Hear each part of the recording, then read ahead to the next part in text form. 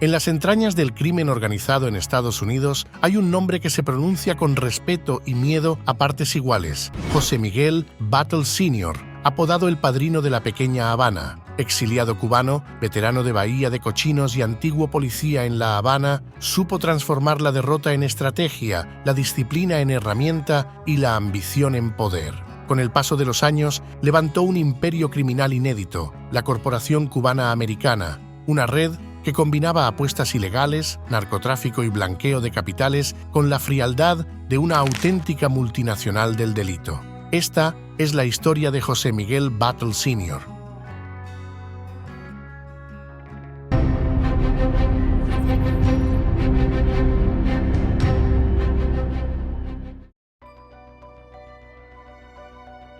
Para entender la leyenda del Padrino de la Pequeña Habana, hay que regresar a una isla que hervía entre la corrupción y la esperanza. Antes de que José Miguel Batlle Sr. construyera un imperio criminal en Estados Unidos, fue solo un niño en las calles polvorientas del oriente cubano, un hijo de familia humilde marcado por la dureza del trabajo y la escasez. Nació el 14 de septiembre de 1929 en Alto Songo, una localidad de la provincia de Santiago de Cuba. Era hijo de José María Batlle Bestard y de Ángela Vargas Izaguirre. Creció en un hogar humilde donde compartió techo y pan con 5 hermanos. La vida en el oriente cubano estaba marcada por la precariedad económica, pero también por una fuerte tradición cultural y un orgullo regional que moldeaba el carácter de sus habitantes. Desde niño, conoció el rigor del trabajo y la necesidad de disciplina. Quienes lo conocieron en su juventud lo describían como un muchacho serio, reservado, observador, poco dado a las bromas, pero siempre calculador. A los 20 años, en 1949, ingresó al cuerpo de policía en Santiago de Cuba. Años después,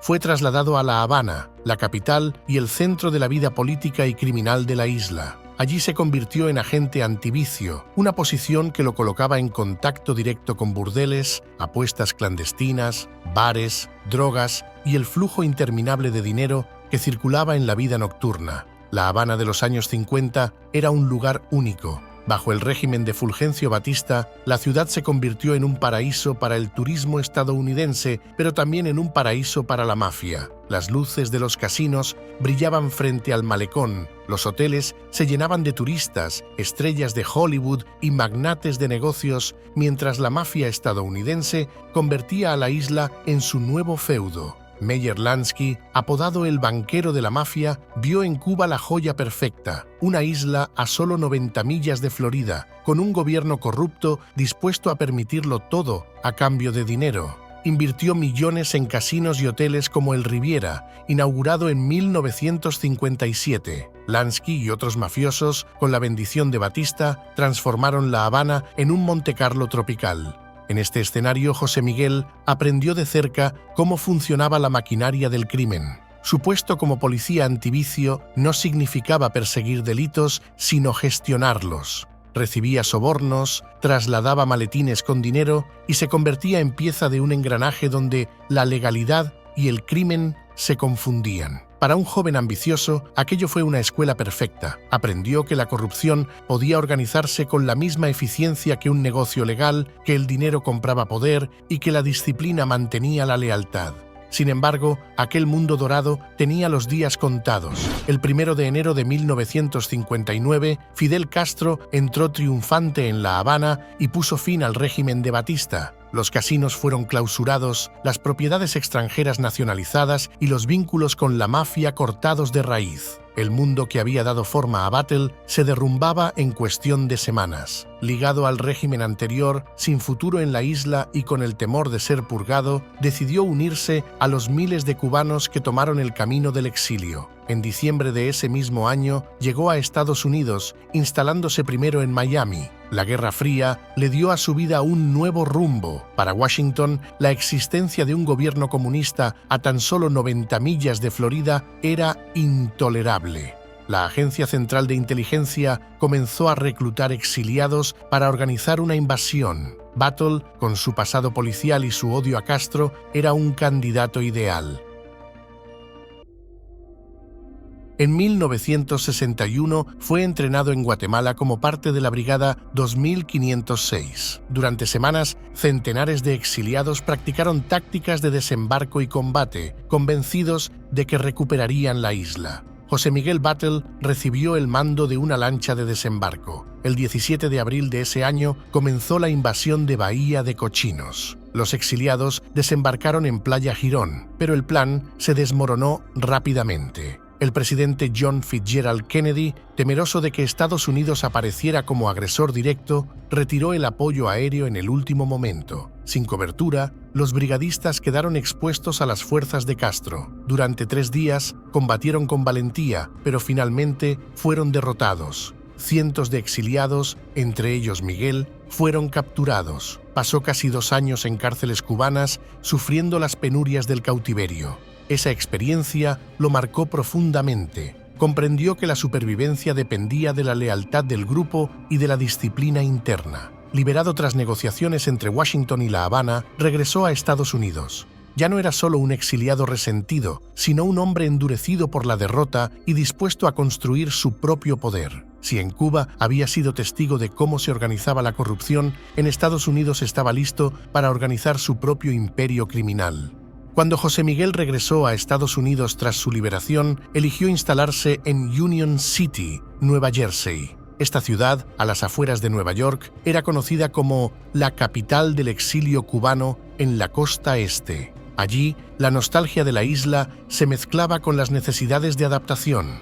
Los bares, bodegas, cafeterías y peluquerías se convirtieron en centros sociales donde los exiliados mantenían vivas sus costumbres. Era un espacio vibrante, pero también un terreno fértil para negocios clandestinos. Fue en este ambiente donde Batlle descubrió la bolita, una lotería ilegal originada en Cuba y Puerto Rico. El juego consistía en apostar pequeñas sumas a números que se sorteaban a diario. El atractivo estaba en su sencillez. Con unos pocos centavos, un jugador podía soñar con ganar sumas mucho mayores. En los barrios de exiliados, la bolita era parte de la cultura, un entretenimiento cotidiano que pasaba casi inadvertido a las autoridades. Pero José vio lo que otros no. La bolita no era solo un pasatiempo, era una máquina de generar dinero constante día tras día. Si se organizaba con disciplina y jerarquías claras, podía convertirse en la base de un verdadero imperio. Así nació la Corporación Cubana Americana. Batlle diseñó su estructura como si fuera un ejército o una empresa. En la base estaban los cobradores, que recorrían las bodegas, peluquerías y bares recogiendo las apuestas. Luego estaban los recaudadores de zona, responsables de reunir el dinero y reportar a los contadores, expertos en llevar libros dobles que ocultaban las verdaderas ganancias. En la cúspide se encontraba Batlle, el cerebro que coordinaba todo y que imponía disciplina con mano de hierro. A diferencia de otros exiliados que buscaban integrarse en trabajos modestos o en la política anticastrista, Miguel apostó todo a construir un poder económico y legal. La bolita le ofrecía ingresos constantes y crecientes. Cada día, miles de dólares fluían hacia las arcas de la corporación. Con ese dinero, no solo enriquecía a sus hombres, sino que también compraba lealtades y protección. Union City pronto se convirtió en su primer bastión. Desde allí, su influencia comenzó a extenderse hacia Nueva York, especialmente en Spanish Harlem, y hacia el sur de Florida, donde la comunidad cubana en Miami encontraba en la bolita un vínculo con la isla perdida. El negocio se expandía con rapidez porque era culturalmente aceptado. Muchos lo veían más como tradición que como crimen. Sin embargo, detrás de esa fachada de normalidad había un sistema férreo de control. Batlle no toleraba errores ni traiciones. Cada cobrador sabía que no podía quedarse con un solo dólar. Cada recaudador entendía que debía rendir cuentas con precisión. El dinero circulaba con disciplina militar y quien rompía esa cadena sufría las consecuencias. A inicios de los años 70, Batlle ya no era un exiliado más en Nueva Jersey. Era el jefe de una organización que empezaba a acumular poder y riqueza, una organización que pronto sería temida en todo el país. La década de los 70 marcó el auge de la Corporación Cubana Americana. Lo que había comenzado como una red de apuestas en Union City se expandió hacia Nueva York y Florida. En bodegas de Spanish Harlem, en cafés de la pequeña Habana y en calles de Nueva Jersey, la bolita se convirtió en un sistema económico paralelo. Las cifras eran impresionantes. Se estima que la organización de Battle generaba decenas de millones de dólares al año solo con la bolita. Cada pequeño boleto comprado por un obrero, cada apuesta hecha en una bodega de barrio, sumaba a una red que movía cantidades colosales de efectivo. Para Miguel, aquello era el equivalente a poseer una imprenta de dinero. El éxito de la bolita le permitió diversificar sus negocios. Además de las apuestas, la corporación comenzó a ofrecer préstamos usureros a comerciantes y pequeños empresarios. Los intereses eran altísimos y quienes no podían pagar eran presionados con amenazas o violencia. Así, la corporación no solo se enriquecía, sino que también se aseguraba el control sobre la vida económica de los barrios. La expansión atrajo la atención de otro actor fundamental, la Cosa Nostra. En Nueva York, las familias italianas dominaban sindicatos, muelles y restaurantes. Battle entendió que no podía enfrentarse a ellas de manera abierta, debía negociar. Así comenzaron los pactos y alianzas. La corporación controlaba la bolita en las comunidades latinas, mientras la mafia italiana manejaba otros negocios. En algunos casos cooperaban, en otros competían ferozmente por el control del territorio.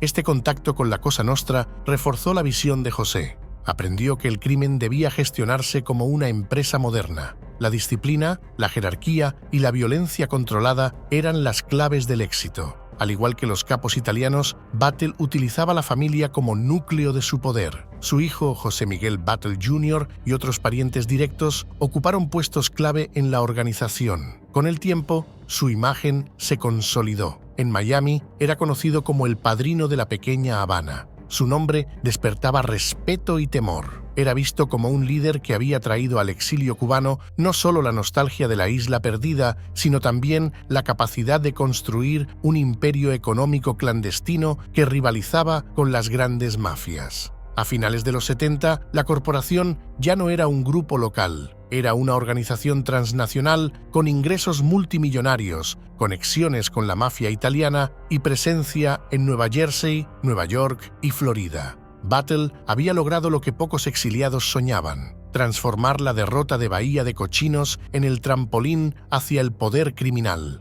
El crecimiento de la corporación cubana-americana no estuvo libre de sangre. Para José Miguel, la lealtad era un principio absoluto. Si alguien se convertía en un riesgo para la organización, debía ser eliminado. Ese código, similar al de la mafia italiana y al de los carteles colombianos, mantenía el orden interno, pero también sembraba un clima de miedo constante. El caso más emblemático fue el de Ernesto «Ernéstico» Torres. Durante años había sido uno de los sicarios más leales y violentos de la organización. Se encargaba de cobrar deudas, de intimidar a quienes dudaban en pagar y de eliminar a los enemigos. Su nombre corría de boca en boca en Union City y Spanish Harlem. Pocos se atrevían a desafiar a un hombre que representaba la voluntad directa de Battle. Sin embargo, esa misma cercanía lo convirtió en un riesgo. Torres sabía demasiado y las tensiones crecieron dentro de la organización. Algunos testimonios judiciales sostienen que comenzó a mostrarse díscolo, demasiado independiente y que incluso podía llegar a convertirse en una amenaza para la estabilidad de la corporación.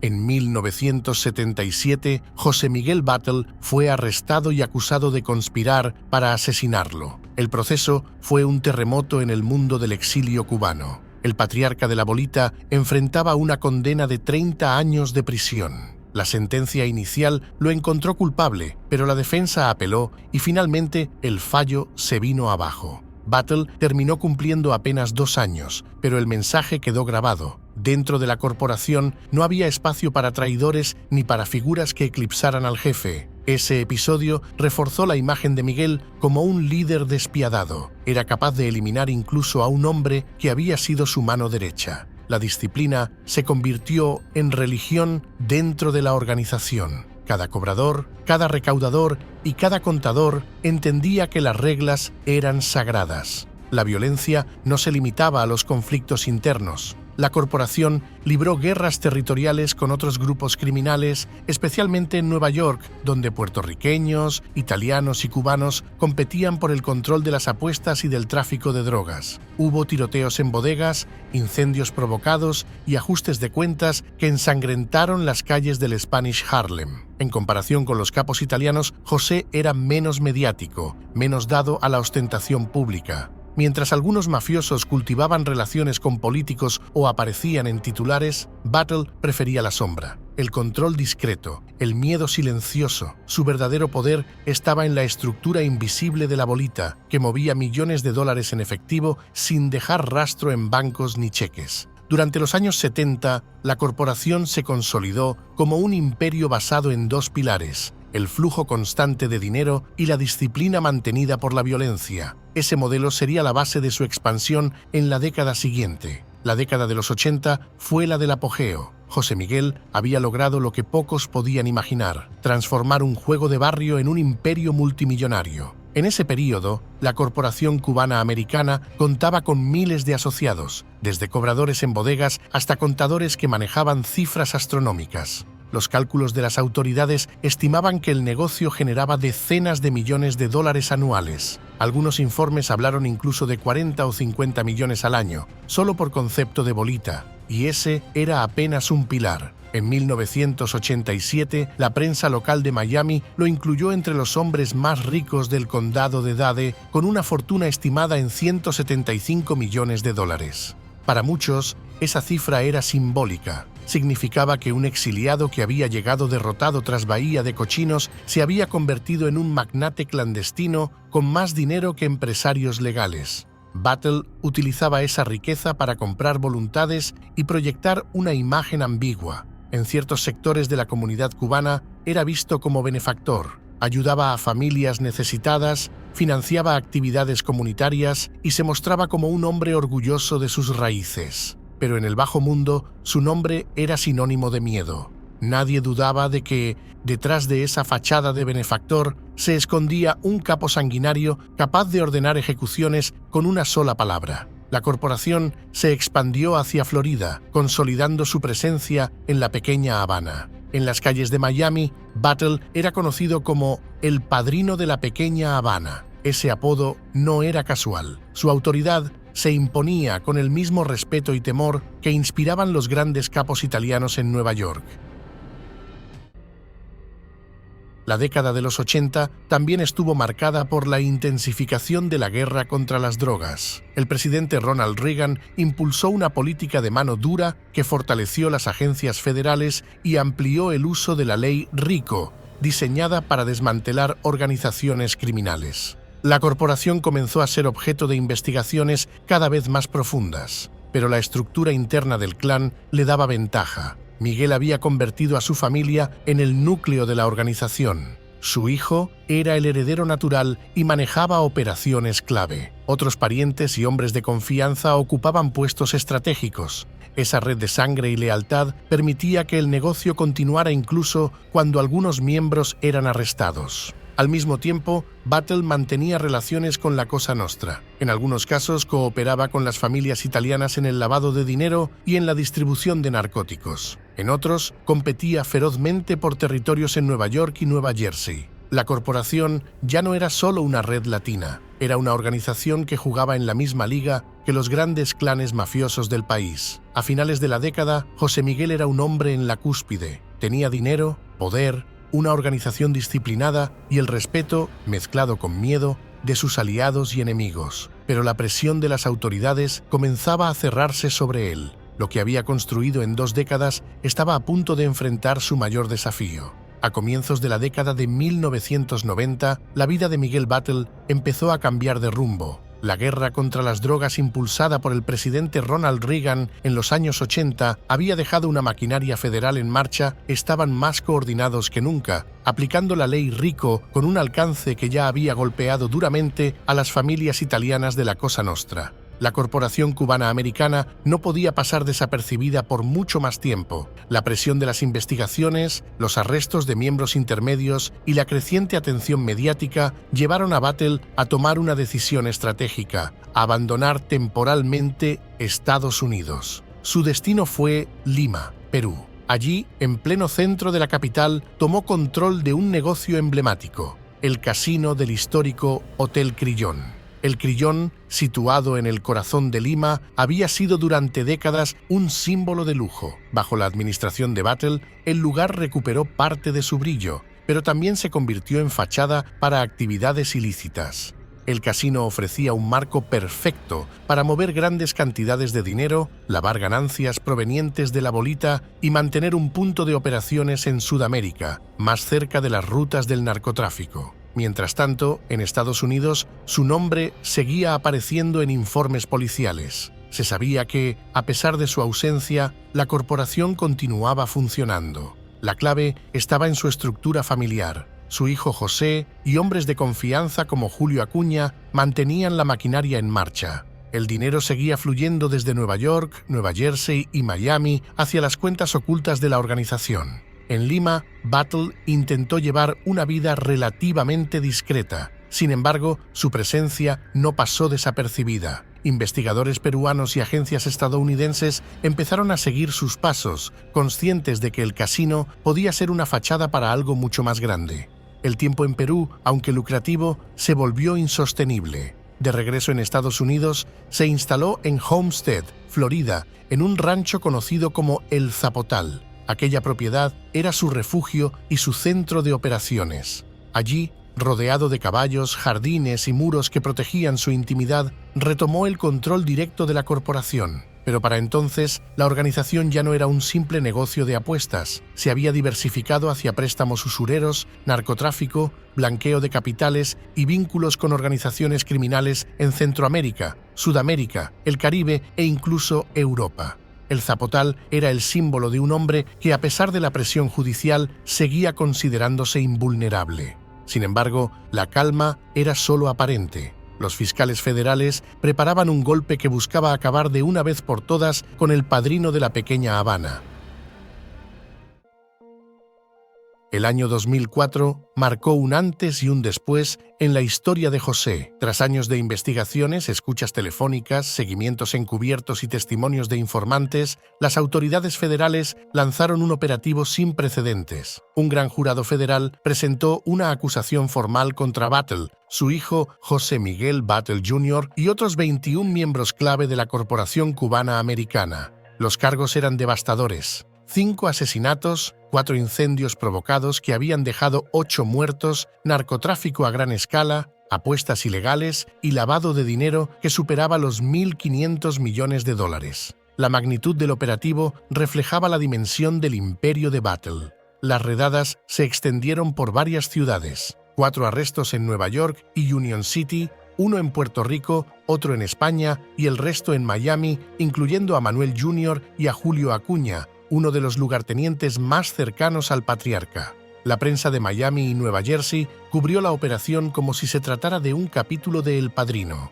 Para muchos, Batlle no era solo un capo, era un símbolo del exilio cubano que había transformado la nostalgia de la isla perdida en un negocio criminal. Para otros, era el responsable de haber contaminado a toda una comunidad con la violencia y la corrupción. El proceso judicial fue demoledor para la organización. Miguel recibió una condena de más de 15 años de prisión federal y el decomiso de 642 millones de dólares. Julio Acuña fue condenado a cadena perpetua y a pagar una multa de 1.400 millones. Otros miembros recibieron largas penas y el tejido de la corporación comenzó a desmoronarse. Para el patriarca, el golpe fue aún más duro. A sus 75 años, enfermo y debilitado, fue recluido en el Centro Correccional Metropolitano de Miami. A pesar de su deterioro, enfrentaba cargos que podían mantenerlo en prisión por el resto de su vida. El juicio mostró detalles espeluznantes de su imperio.